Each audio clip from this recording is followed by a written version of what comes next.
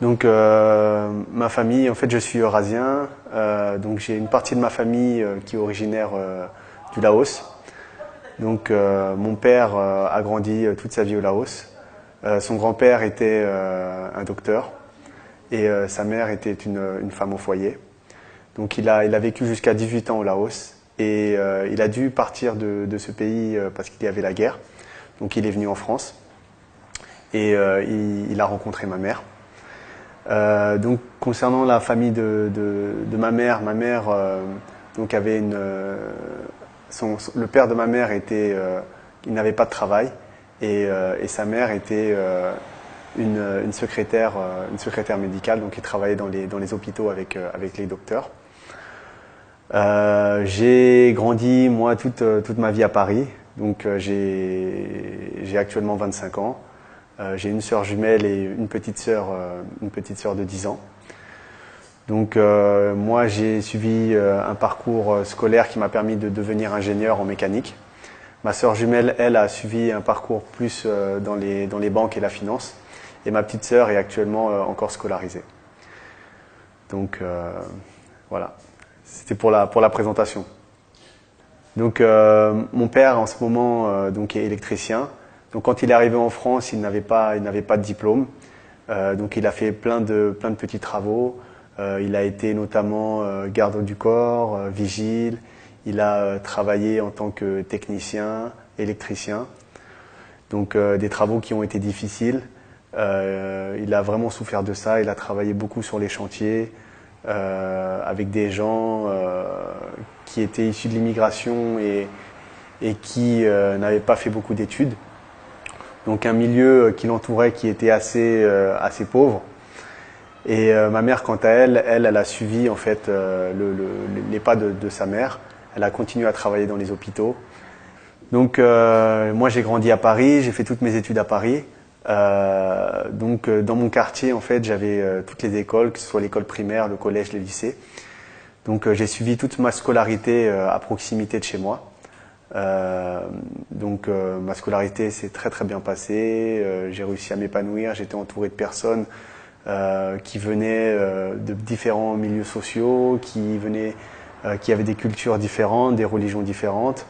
Et donc voilà, j'ai aussi été au lycée et j'ai obtenu mon baccalauréat donc en 2002 dans un lycée qui était à côté de chez moi. Et ensuite, j'ai décidé de poursuivre vers une voie scientifique. Donc j'ai fait un parcours universitaire à l'université à Paris à Jussieu. Et ensuite, j'ai fait une école d'ingénieur à Compiègne en Picardie, où j'ai pu participer à un programme d'échange à l'étranger en Angleterre. Durant ma scolarité, généralement, mes professeurs étaient contents de moi, mes parents aussi d'ailleurs, parce que j'avais des bons résultats. Je me qualifierais de quelqu'un d'assez timide. Les professeurs m'ont souvent dit que j'étais quelqu'un de timide et réservé. Et voilà, c'est tout ce que je me souviens en fait de mon parcours dans les petites classes.